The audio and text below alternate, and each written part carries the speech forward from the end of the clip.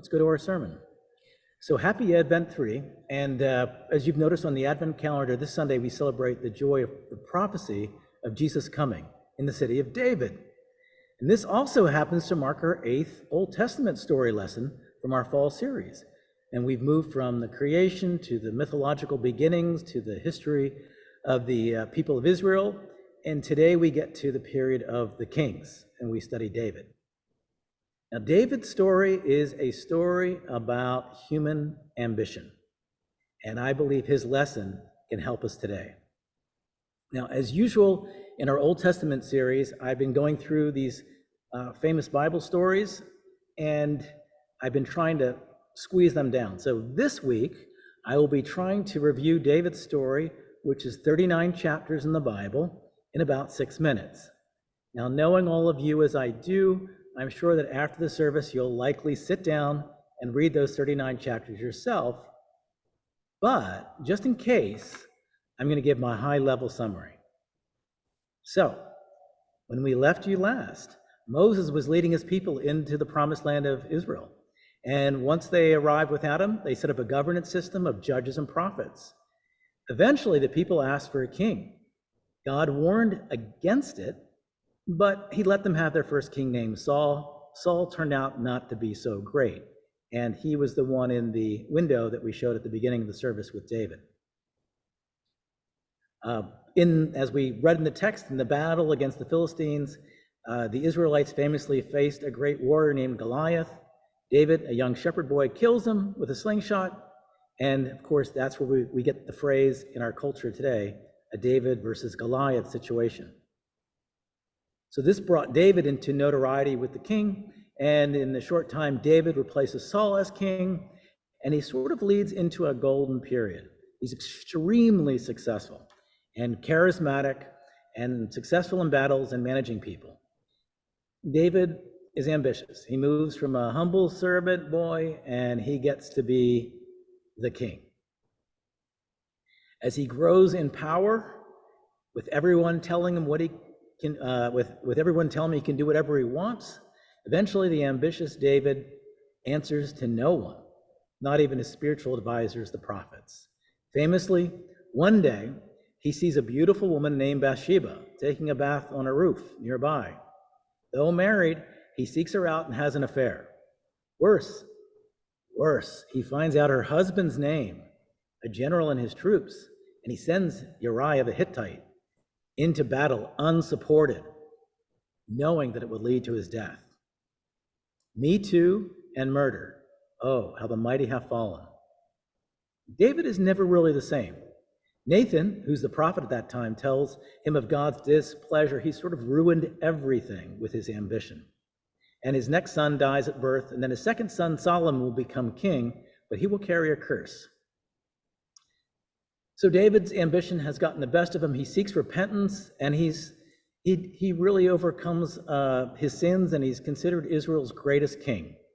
And you know in the text, when they talk about Jesus, they talk about he was born in the city of David. And he is also credited by many with writing the Psalms, the whole book of Psalms. So Swedenborg has some fascinating insights into the story of the Bible that we've been going through. And he says that it actually is a metaphor for our lives. We start as innocent babies in the garden. We develop selfishness in the story of Cain and Abel. We develop our own ego in the story of Babylon. We exit childhood and seek independence in the Exodus described by Moses. So what does David represent? David represents our ambitious self. This is when we seek success. We work to get that income we wanted, that place we wanted, that power we wanted. Our ego is at an all-time high. Very often during this period of ambition, personal ambition, we kind of lose faith if we had it, because we really feel like we no longer need it. We're kind of in control. Everything is going our way. And David sort of represents that level of achievement. And sadly, that level of achievement almost always leads to a fall. Some people might call it the midlife crisis. And the question really for us then is ambition. How do we balance it? And is it something we should seek at all to be ambitious? Or is it something we should just stay away from? I think when I think of super ambitious people in your life, if you think about them right now, they usually are not, they're usually not deep spiritual teachers. If you think about super ambitious spiritual leaders, usually they're sort of mega church or prosperity gospel or maybe a cult. And there's something not so great about them either. So can you be ambitious and spiritual when being spiritual is really supposed to be humble and meek, avoiding the limelight, giving credit to others? And David would seem to be a warning to us that when we get too big for our britches with our ambition, we lose track of God, and so we set ourselves up for a crash. So the question is, should we avoid ambition altogether as we seek to grow spiritually? And I think the answer would seem on the surface to be pretty cut and dried. Yes, avoid ambition. Keep your head down, keep your mouth shut. Just be humble. But like all good spiritual topics, it's a little bit more complex than that. As we saw in today's readings, it's clear that we need to be somewhat ambitious enough to care for our own finances, to care for ourselves, our family and friends, and to be generous to others. And that's an obligation. We live in an earthly world where we've got to deal with those earthly needs. We need to make a living. So, okay, but how much is enough? That's a great question. It's a great question for Americans. It's a great question for Americans at post-materialist capitalism period that we're in. Do we really need an 8-bedroom home for 2 people? Do we really need that much of an income? Is it important that we have luxury goods that people can see and a name brand that attracts attention? How much is enough? Well, here I think Swedenborg is very helpful again. He describes that at our core, we're represented by a deep ambition, and this is represented in our intentions. This is sometimes called like a ruling love, but it's what really drives us. And each of us have one, at least, and we often move into different ones. So what is guiding you? What's guiding us? What are you ambitious for? Are you ambitious for good? Are you ambitious for evil? Well, if your ambitions align for the good, that's a great ambition, and we should be ambitious for that. It actually makes our lives better, just very practically. It makes our lives here on earth better when we are ambitious for good. I would argue that God, at this time, particularly in the history of the world, needs ambitious leaders. Now, understanding your ambition is one of the most important things that you can do. Understanding what's really guiding you could be one of the best questions you can ask yourself, because the answer to that question has eternal consequences. So, in our tradition, a little different than a lot of other Christian traditions, we don't believe God sits on a throne and judges people when they die and says, did you go to this church and did you believe these things? And, did you accept these phrases and say these words? That's not, and then you go to heaven. And you, by the way, who didn't accept Jesus and didn't do this and didn't do that, you're doomed to hell and God cast them in hell. We don't see that. But it doesn't mean there's not a judgment in a sense that when we die. And that judgment is really predicated on what our ambitions are, what our loves are, who we really are. In our tradition, we choose the community that we want to spend eternity with. And the community that we spend eternity with shares our ambitions, our ruling love. Swedenborg writes, our love is our life itself. What our love is like determines how we live, and therefore everything about what we are as human beings. Specifically, our ruling or dominant love makes us who we are. Whatever belongs to our ruling love, we love more than anything else. So, you are what you truly love. And you will spend eternity in a community who shares that love. Kind of interesting, kind of scary, depending, right? So our ambition really is our ruling love. It's what we value over everything else. It drives us. Swedenborg nicely gives us 4 different types of ambitions or ruling loves. One is an ambition to serve God. One is an ambition to serve humanity. One is an ambition to serve yourself.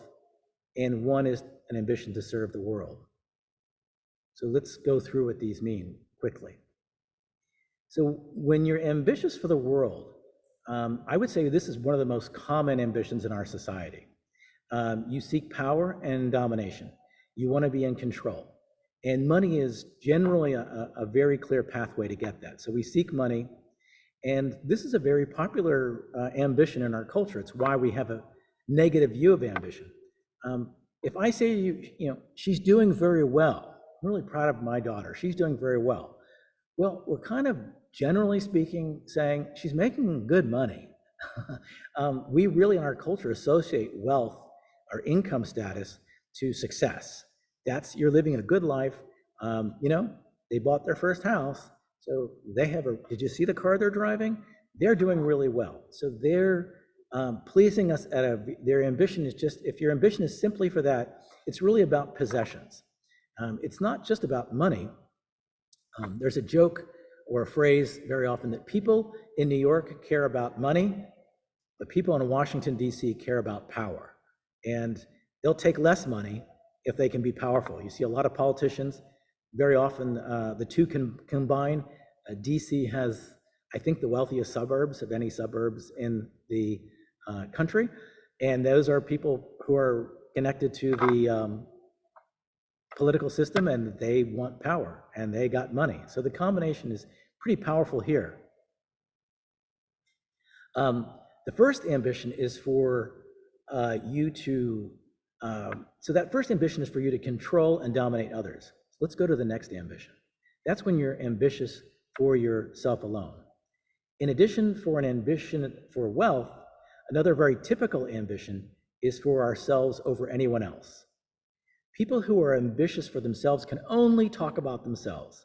They're looking in every engagement, wondering how they benefit.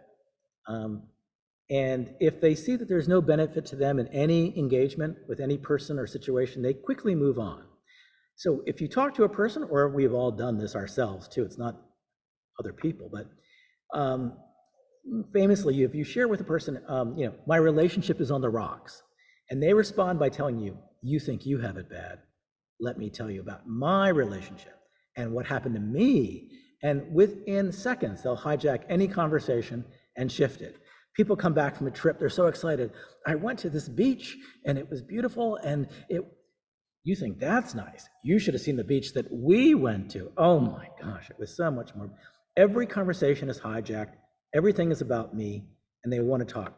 Very often, people who are focused on themselves will just say, this is just me, focusing on me, and then it's time for you to share back, and they're like, I'm done, I'm finished. When we operate from just this ambition, we just ask constantly, what's in this for me?